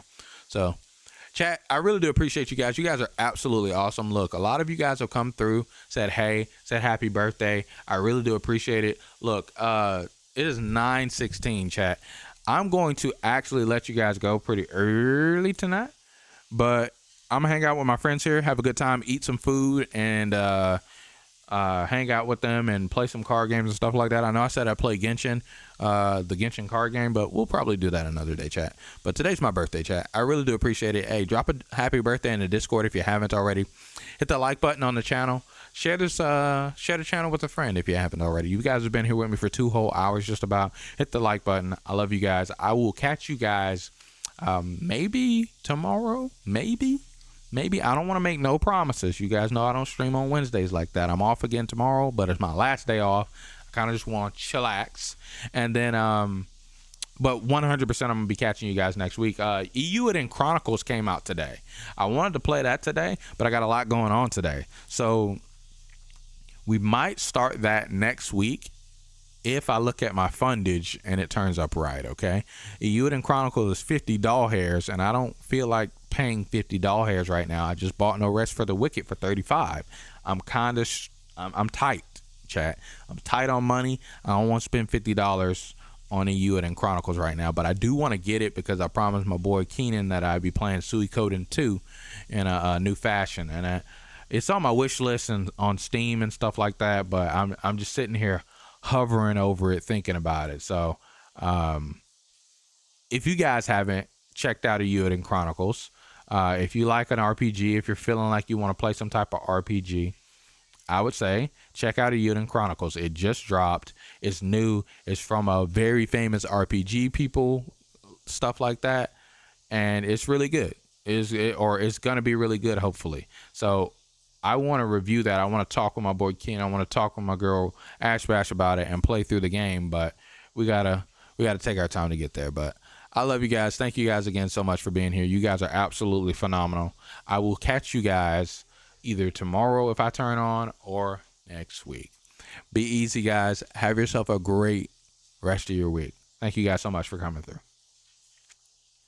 All right, Devante, let us, Joel went to get food. Let us get set up for Genshin. Are you hungry at all? It's 9.